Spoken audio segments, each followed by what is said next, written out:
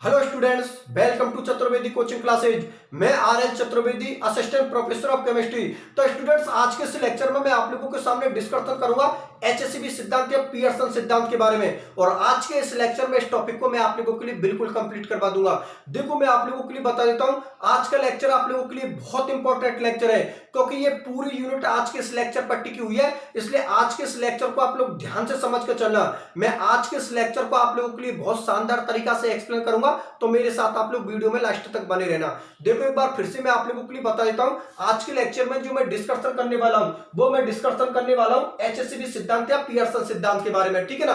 ये एचएससीबी सिद्धांत पियर्सन नाम के साइंटिस्ट ने दिया था, इसलिए इसको हम एचएससीबी सिद्धांत या पियर्सन सिद्धांत बोलते हैं। बात मेरी आप लोग समझ में आ गई ना। तो देखो, इस पियर्सन नाम के साइंटिस्ट ने अपने एचएससीबी सिद्धांत में कॉम्प्लेक्सों के बारे में बात बताई थी। इसने क्या किया था, कॉम्प्लेक्सों की स्टेबिलिटी के बारे में बताया था कि भाई दुनिया में इतने सारे कॉम्प्लेक्स होते हैं, तो हम लोगों को कैसे पता लगेगा कि कौन सा कॉम्प्लेक्स तो स्टेबल है और कौन सा कॉम्प्लेक्स अनस्टेबल है। तो बस इस कॉम्प्लेक्सों की स्टेबिलिटी को बताने के लिए पियर्सन नाम के साइंटिस्ट ने एचएससीबी सिद्धांत दिया था। ठीक है ना। और अपने सिद्धांत में उसने क्या बात बोली थी, उसने अपने सिद्धांत में यह बात बोली थी कि भाई आप लोग अच्छी तरीके से जानते हो कि कॉम्प्लेक्सों का निर्माण मेटल और लिगेंडों से होता है, जिनमें लिगेंड किसकी तरह व्यवहार करती है, क्षारों की तरह, और मेटल किसकी तरह व्यवहार करती है, अम्लों की तरह। तो कॉम्प्लेक्सों की स्टेबिलिटी के बारे में पियर्सन नाम के साइंटिस्ट ने यह बात बोली थी कि यदि किसी भी कॉम्प्लेक्स के अंदर मेटल और लिगेंड का कॉम्बिनेशन कठोर कठोर का हो रहा है या मृदु मृदु का हो रहा है, तो ऐसे कॉम्प्लेक्स होंगे,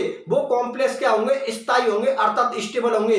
कौन सी थ्योरी का अकॉर्डिंग, एचएससीबी थ्योरी का अकॉर्डिंग या पियर्सन थ्योरी का अकॉर्डिंग। एक बार फिर से मैं आप लोगों के लिए बता देता हूं, एचएससीबी सिद्धांत के अंदर पियर्सन नाम के साइंटिस्ट ने ये बात बोली थी कि किसी भी कॉम्प्लेक्स के अंदर अगर मेटल और लिगेंड का कॉम्बिनेशन कठोर कठोर का हो रहा है या मृदु मृदु का हो रहा है, मतलब हार्ड हार्ड का हो रहा है या सॉफ्ट सॉफ्ट का हो रहा है, तो ऐसे कॉम्प्लेक्स क्या होंगे, स्टेबल होंगे, अर्थात स्थायी होंगे। लेकिन यदि मेटल और लिगेंड का कॉम्बिनेशन कठोर मृदु का हो रहा है या मृदु कठोर का हो रहा है, तो ऐसे कॉम्प्लेक्स एचएससीबी थ्योरी के अकॉर्डिंग क्या होंगे, अस्थायी होंगे, अर्थात अनस्टेबल होंगे। अब आप लोगों को पता है कि मेटल किसकी तरह व्यवहार करती है, अम्लों की तरह, और लिगेंड किसकी तरह व्यवहार करता है, क्षारों की तरह। तो इस कॉन्सेप्ट को मैं इस तरीका से भी बोल सकता हूं कि किसी भी कॉम्प्लेक्स के अंदर अगर कठोर अम्ल के साथ कठोर क्षार जुड़ा हुआ है या मृदु अम्ल के साथ मृदु क्षार जुड़ा हुआ है, तो ऐसे कॉम्प्लेक्स क्या होंगे, स्थायी होंगे, अर्थात स्टेबल होंगे।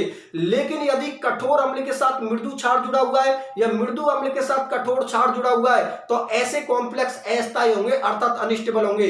एचएससीबी थ्योरी के अकॉर्डिंग या पियर्सन थ्योरी के अकॉर्डिंग। एक काम करता हूं, इस पियर्सन नाम के साइंटिस्ट के इस एचएससीबी सिद्धांत को मैं एक बार बोर्ड पर लिख देता हूं, फिर बोर्ड पर लिखने के बाद फिर एक बार फिर से मैं आप लोगों के लिए बता दूंगा और कुछ एग्जांपल लेकर इस टॉपिक को मैं आप लोगों के लिए कंप्लीट करवा दूंगा। तो देखो, मैं यहां पर आप लोगों को सामने लिख देता हूं, इस पियर्सन नाम के साइंटिस्ट ने एचएससीबी सिद्धांत में कॉम्प्लेक्सों के बारे में यह बोली थी कि किसी भी कॉम्प्लेक्स के अंदर अगर कठोर अम्ल के साथ अगर कठोर क्षार जुड़ा हुआ है, कठोर अम्ल के साथ अगर कठोर क्षार जुड़ा हुआ है, मतलब हार्ड एसिड के साथ अगर हार्ड बेस जुड़ा हुआ है, तो ऐसे कॉम्प्लेक्स क्या होंगे, स्थायी होंगे, अर्थात स्टेबल होंगे। और यदि मृदु अम्ल के साथ मतलब सॉफ्ट एसिड के साथ, मृदु अम्ल के साथ मतलब सॉफ्ट एसिड के साथ अगर मृदु क्षार जुड़े हुए हैं, मृदु अम्ल के साथ मृदु क्षार जुड़े हुए हैं, मतलब सॉफ्ट एसिड के साथ अगर आप लोगों के सॉफ्ट बेस जुड़े हुए हैं, तो भी आप लोगों का कॉम्प्लेक्स होगा, वो कॉम्प्लेक्स आप लोगों का क्या होगा, स्थायी होगा, अर्थात स्टेबल होगा। बात समझ में आ गई। लेकिन यदि आप लोगों के कठोर अम्ल के साथ आप लोगों का मृदु क्षार जुड़ा हुआ है, कठोर अम्ल के साथ मृदु क्षार जुड़ा हुआ है, या मृदु अम्ल के साथ अगर आप लोगों का कठोर क्षार जुड़ा हुआ है, तो ऐसे कॉम्प्लेक्स होंगे, वो एचएससीबी थ्योरी के अकॉर्डिंग या पियर्सन थ्योरी के अकॉर्डिंग क्या होंगे, अस्थायी होंगे, अर्थात अनस्टेबल होंगे। बात समझ में आ गई ना। मैं यहां पर इंग्लिश में लिख देता हूं, ये कौन है, आप लोगों का हार्ड एसिड है, ठीक है ना। ये आप लोगों को कौन है, सॉफ्ट बेस है। ये आप लोगों को कौन है, सॉफ्ट बेस है। ये आप लोगों को कौन है, सॉफ्ट एसिड है। ये आप लोगों को कौन है, सॉफ्ट एसिड है। और ये आप लोगों को कौन है, सॉफ्ट बेस है। ये आप लोगों को कौन है, सॉफ्ट बेस है।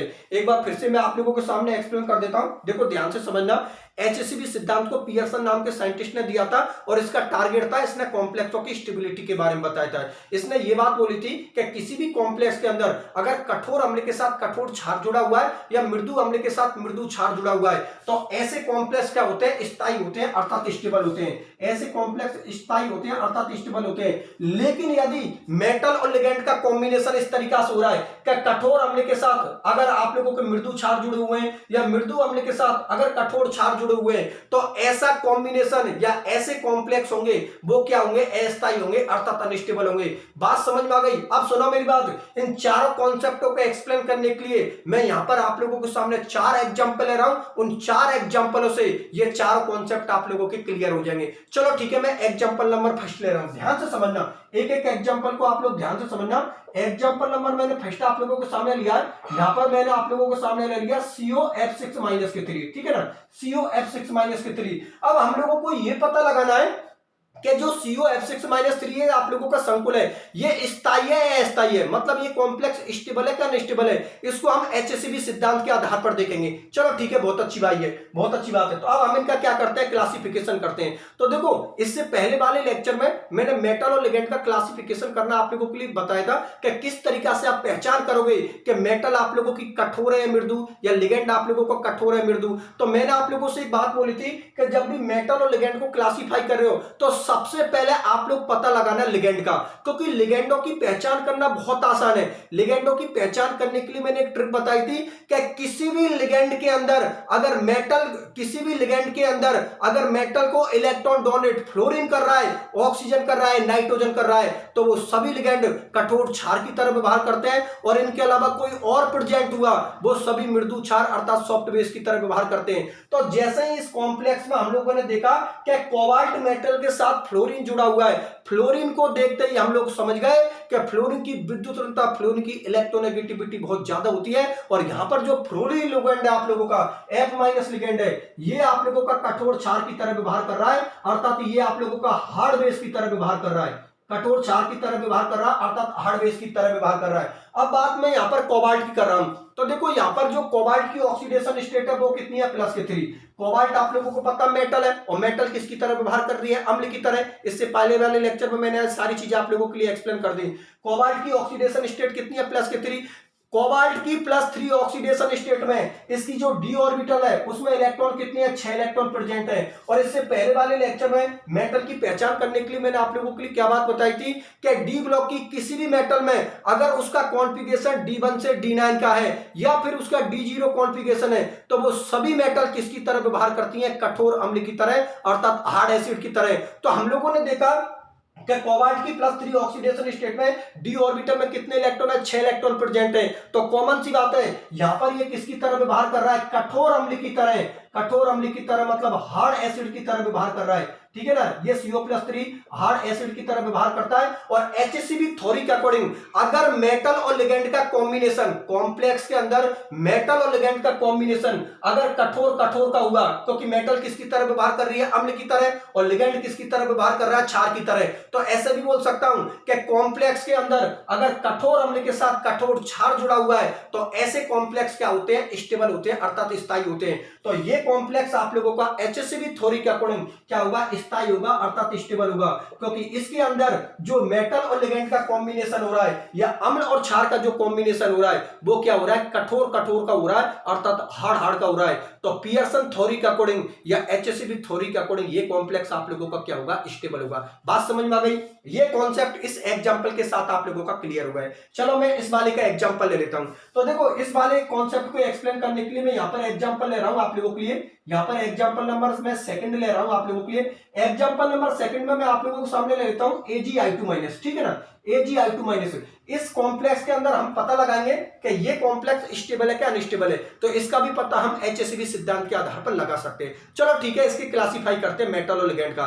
तो मैंने अभी आप लोगों से क्या बात बोली है कि जब भी क्लासिफाई कर रहे हो मेटल और लिगेंड का तो सबसे पहले क्लासिफाई करना या सबसे पहले आप लोग पता लगाना लिगेंडों का, क्योंकि लिगेंडों की पहचान करना ज्यादा आसान है। तो जैसे ही हमने देखा कि Ag यहां पर मेटल है तो ये तो किसकी तरह व्यवहार कर दिया, अम्ल की तरह, और आयोडीन किसकी तरह व्यवहार कर रहा है, लिगेंड आयोडीन, तो किसकी तरह व्यवहार कर रहा है, क्षार की तरह। आयोडीन लिगेंड को देखते ही हम लोग समझ गए कि ये यहां पर मृदु क्षार की तरह व्यवहार करेगा, सॉफ्ट बेस की तरह व्यवहार करेगा, क्योंकि कठोर क्षार की पहचान करना या हार्ड बेस की पहचान करना तो हमें आता है कि किसी भी लिगेंड के अंदर अगर फ्लोरीन, ऑक्सीजन और नाइट्रोजन एटम प्रेजेंट हुआ और वो अगर मेटल को इलेक्ट्रॉन डोनेट कर रहा है तो वो सभी कठोर लिगेंड होते हैं। और लिगेंड किसकी तरह व्यवहार करता है? क्षारों की तरह। तो वो सभी कौन होते हैं? कठोर क्षार, मतलब हार्ड बेस।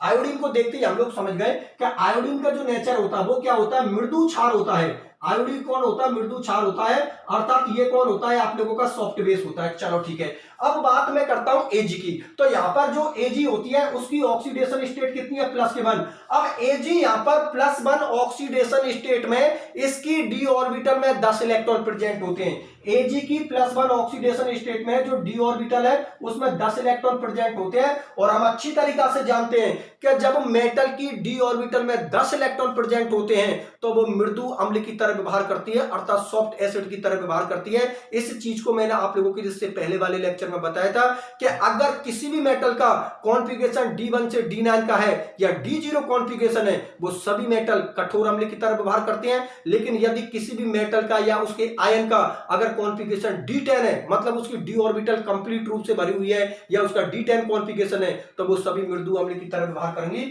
अर्थात ये कौन हो गई? आप लोगों की मृदु अम्ल हो गई, क्योंकि इसका D10 कॉन्फ़िगरेशन है। इंग्लिश में इसको हम क्या बोलते हैं? सॉफ्ट एसिड बोलते हैं। इसको इंग्लिश में हम क्या बोलते हैं? सॉफ्ट एसिड बोलते हैं। तो यहां पर जो कॉम्बिनेशन हो रहा है वो मृदु अम्ल का मृदु क्षार के साथ कॉम्बिनेशन हो रहा है। और ऐसा कॉम्बिनेशन HACB थ्योरी के अकॉर्डिंग क्या होता है? स्थायी होता है, अर्थात ये क्या होता है? स्टेबल होता है। बात समझ में आ गई ना? HACB थ्योरी के अकॉर्डिंग क्या होता है? स्थायी होता है, अर्थात स्टेबल होता है। तो ये कॉम्प्लेक्स भी HACB थ्योरी के अकॉर्डिंग आप लोगों का क्या होगा? स्टेबल होगा। बात समझ में आ गई ना कि मृदु अम्ल का कॉम्बिनेशन अगर मृदु क्षार के साथ हो रहा है, मतलब सॉफ्ट एसिड का कॉम्बिनेशन अगर सॉफ्ट बेस के साथ हो रहा है, तो ऐसा कॉम्बिनेशन HACB थ्योरी का अकॉर्डिंग क्या होता है? स्थायी होता है, अर्थात स्टेबल होता है। चलो ठीक है, बहुत अच्छी बात है। तो ये आप लोगों का क्लियर हो गया, ठीक है ना? ये कॉन्सेप्ट भी आप लोग क्लियर हो गए, ये कॉन्सेप्ट भी आप लोग क्लियर हो गए। अब मैं इस वाले कॉन्सेप्ट का आप लोगों के लिए एग्जांपल ले लेता हूं। तो यहां पर मैं एग्जांपल नंबर 3 ले लेता हूं आप लोगों के लिए, ठीक है ना? ध्यान से समझना, यहां पर मैं एग्जांपल नंबर 3 ले लेता हूं। अब मैं इस कॉम्प्लेक्स में क्या करता हूं? इस कॉम्प्लेक्स में कोबाल्ट के साथ मैं किसको जोड़ देता हूं? आयोडीन को जोड़ देता हूं। मतलब लिगेंडो को उल्टा सीधा कर देता हूं। इस वाले लिगेंड को तो मैं यहां पर जोड़ देता हूं और इस वाले लिगेंड को मैं यहां पर जोड़ देता हूं। मतलब इस फ्लोरीन वाले लिगेंड को तो मैं Ag के साथ जोड़ दूंगा, ठीक है ना? और Ag वाले के साथ जो आयोडीन लिगेंड जुड़ा हुआ उसको मैं किसके साथ जोड़ देता हूं? कोबाल्ट के साथ। तो कॉम्प्लेक्स हम लोगों का ये बन गया CO6-3, ठीक है ना? CO6-3। अब हमें ये पता लगाना है कि ये कॉम्प्लेक्स स्टेबल है क्या अनस्टेबल है। इसको भी हम HACB सिद्धांत के आधार पर पता लगा सकते हैं। चलो ठीक है, चेक करते हैं। सबसे पहले हम लिगेंडो को देखते हैं। आयोडीन को देखते ही हम लोग समझ गए कि जो आयोडीन का नेचर होता है वो कौन होता है? मृदु क्षार होता है। आयोडीन कौन होता है? मृदु क्षार होता है, अर्थात आयोडीन आप लोगों का कौन होता है? सॉफ्ट बेस होता है। और कोबाल्ट के बारे में तो अभी मैंने आप लोगों के लिए बताया कि कोबाल्ट की +3 ऑक्सीडेशन स्टेट है और +3 ऑक्सीडेशन स्टेट में उसके d ऑर्बिटल में कितने इलेक्ट्रॉन प्रेजेंट होते हैं? 6 इलेक्ट्रॉन प्रेजेंट होते हैं। तो 6 इलेक्ट्रॉन प्रेजेंट है तो कॉमन सी बात है किसकी तरह व्यवहार करेगा? कठोर अम्ल की तरह व्यवहार करेगा, ठीक है ना? कठोर अम्ल की तरह मतलब हार्ड एसिड की तरह व्यवहार करेगा।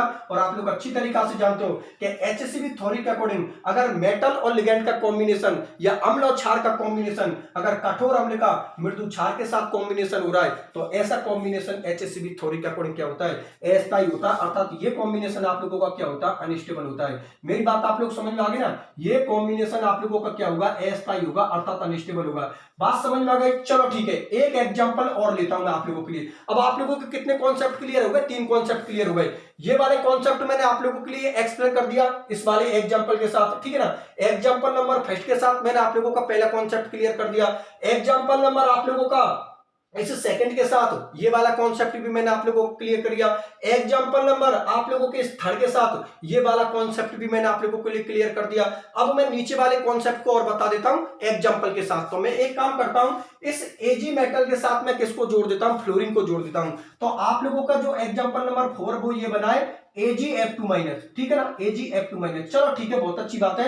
अब इसका भी हम क्लासीफाई कर लेते हैं। तो हमने देखा Ag मेटल है तो ये तो अम्ल की तरह व्यवहार करेगी, और ये F- आप लोगों को कौन है? ये Ag मेटल है तो ये अम्ल की तरह व्यवहार करेगी, और ये F- आप लोगों को कौन है? लिगेंड है तो ये किसकी तरह व्यवहार करेगा? क्षार की तरह। F- को देखते ही हम लोग समझ गए कि इसका नेचर तो क्या होता है? कठोर इसका नेचर होता है वो क्या होता है, कठोर क्षार होता है, अर्थात ये कौन होता है, हार्ड बेस होता है, हार्ड बेस होता है। और Ag की ऑक्सीडेशन स्टेट यहां पर कितनी है, प्लस के वन है।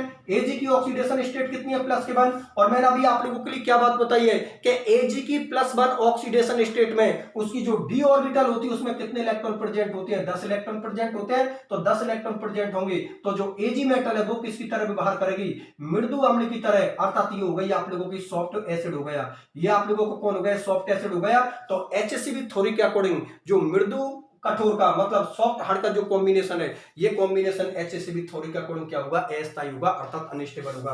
बात समझ में आ गई ना, ये कॉम्प्लेक्स भी आप लोगों का क्या होगा, अस्थायी होगा, अर्थात अनस्टेबल होगा। पहले तो ये बात बताओ, ये बात आप लोगों को अच्छी तरीके से समझ में आ गई। एक बार मैं फिर से आप लोगों के लिए बता देता हूं, इस HCl सिद्धांत को पियर्सन नाम के साइंटिस्ट ने दिया था। इसका टारगेट ये था कि इसने कॉम्प्लेक्सों की स्टेबिलिटी के बारे में बताया था कि भाई दुनिया में इतने सारे कॉम्प्लेक्स होते हैं, तो हम लोग कैसे पता लगाएंगे कि कौन सा कॉम्प्लेक्स तो स्टेबल और कौन सा कॉम्प्लेक्स अनस्टेबल है। तो बस इस कॉम्प्लेक्सों की स्टेबिलिटी को उसने HCl सिद्धांत में समझाया था। उसने ये बात बोली थी कि भाई कॉम्प्लेक्स का निर्माण किससे होता है, मेटल और लिगेंडों से होता है, जिनमें लिगेंड किसकी तरह व्यवहार करती है, क्षारों की तरह, और मेटल किसकी तरह व्यवहार करती है, अम्लों की तरह। तो उसने ये बात बोली थी पियर्सन नाम के साइंटिस्ट ने कि किसी भी कॉम्प्लेक्स के अंदर मेटल और लिगेंड का कॉम्बिनेशन अगर कठोर कठोर का हो रहा है या मृदु मृदु का हो रहा है, तो ऐसे कॉम्प्लेक्स क्या होते हैं, स्थायी होते हैं, अर्थात स्टेबल होते हैं। लेकिन यदि मेटल और लिगेंड का कॉम्बिनेशन कठोर मृदु का या मृदु कठोर का हो रहा है, तो ऐसे कॉम्प्लेक्स क्या होते हैं, अस्थायी होते हैं, अर्थात अनस्टेबल होते हैं। इस स्टेटमेंट को मैं इस तरीका से भी बोल सकता हूं, मैंने अभी आप लोगों से क्या बात बोली है कि लिगेंड क्षारों की तरह व्यवहार करते हैं और मेटल अम्लों की तरह व्यवहार करती है। तो इस स्टेटमेंट को मैं ऐसे भी बोल सकता हूं कि किसी भी कॉम्प्लेक्स के अंदर अगर कठोर अम्ल के साथ कठोर क्षार जुड़ा हुआ है या मृदु अम्ल के साथ मृदु क्षार जुड़ा हुआ है, तो ऐसे कॉम्प्लेक्स क्या होते हैं, स्टेबल होते हैं, अर्थात स्थायी होते हैं। लेकिन यदि किसी भी कॉम्प्लेक्स के अंदर कठोर अम्ल के साथ मृदु क्षार जुड़ा हुआ है या मृदु अम्ल के साथ कठोर क्षार जुड़ा हुआ है, तो ऐसे कॉम्प्लेक्स या ऐसे संकुल क्या होते हैं, अस्थायी होते हैं, अर्थात अनस्टेबल होते हैं। इन चारों कॉन्सेप्टों को एक्सप्लेन करने के लिए मैंने 4 एग्जांपल आप लोगों के सामने लिए। देखो, कठोर अम्ल का कठोर क्षार के साथ वाला जो एग्जांपल नंबर आप लोगों का फर्स्ट है, मृदु अम्ल का मृदु क्षार के साथ जो कॉम्बिनेशन है वो आप लोगों का एग्जांपल नंबर सेकंड है, ठीक है ना। एग्जांपल नंबर जो आप लोगों का थर्ड है वो आप लोगों का कठोर अम्ल और मृदु क्षार, ठीक है ना। जो आप लोगों का कॉन्सेप्ट थर्ड है उसका एग्जांपल आप लोगों का ये रहा, कठोर अम्ल मृदु क्षार, कठोर अम्ल मृदु क्षार। और जो आप लोगों का कॉन्सेप्ट आप लोगों का 4 है उसका एग्जांपल नंबर 4 आप लोगों का ये रहा सामने, जिसमें आप लोगों का कॉन्सेप्ट है मृदु अम्ल कठोर क्षार। बात आप लोगों को समझ में आ गई, चलो ठीक है, बहुत अच्छी बात है। अब मैं आप लोगों के लिए ये बता देता हूं कि एग्जाम में क्वेश्चन किस तरीका से पूछे जाते हैं। तो देखो, आप लोगों से एग्जाम में क्वेश्चन HCl सिद्धांत के नाम से भी पूछ सकता है और पियर्सन नाम के साइंटिस्ट के नाम से भी ये क्वेश्चन पूछ सकता है। क्वेश्चन आप लोगों से वो ऐसे भी पूछ सकता है, HCl सिद्धांत को समझाइए, तब भी आप लोगों को ये सारी चीजें लिखनी है। क्वेश्चन आप लोगों से वो इस तरीका से भी पूछ सकता है, पियर्सन सिद्धांत को समझाइए, तब भी आप लोगों को ये सारी चीजें लिखनी है, क्योंकि ये HCl सिद्धांत और पियर्सन सिद्धांत एक ही बात है। HCl सिद्धांत किस नाम के साइंटिस्ट ने दिया था, पियर्सन नाम के साइंटिस्ट ने। तो आप लोगों से एग्जाम में क्वेश्चन किसी भी तरीका से पूछ सकता है। एग्जाम में क्वेश्चन HCl सिद्धांत नाम से भी पूछ सकता है और एग्जाम में क्वेश्चन पियर्सन सिद्धांत नाम से भी पूछ सकता है। तो आप लोगों को यही सारी चीजें लिखनी है। बात समझ में आ गई, चलो ठीक है, बहुत अच्छी बात है। तो स्टूडेंट्स, आज के लेक्चर को मैं यहीं तक रखता हूं। अगले लेक्चर में मैं डिस्कशन करूंगा HCl सिद्धांत की एप्लीकेशनों के बारे में कि HCl सिद्धांत की क्या क्या एप्लीकेशन है, इसका डिस्कशन मैं आगे आने वाले लेक्चरों में करूंगा। ठीक है स्टूडेंट्स, फिर आज के लेक्चर को मैं यहीं तक रखता हूं। जुड़े रहिए मेरे साथ। जिन स्टूडेंटों ने अब तक इस YouTube चैनल को सब्सक्राइब नहीं किया है, वो सभी स्टूडेंट्स इस YouTube चैनल को सब्सक्राइब कर देना, वीडियो को लाइक कर देना, और जितने भी आप लोगों के फ्रेंड हैं उन सभी फ्रेंडों के बीच में आप लोग इसकी लिंक को शेयर कर देना, जिससे ज्यादा से ज्यादा स्टूडेंट्स इस YouTube चैनल से जुड़ सकें। ठीक है स्टूडेंट्स, फिर मिलते हैं अगले लेक्चर में। धन्यवाद।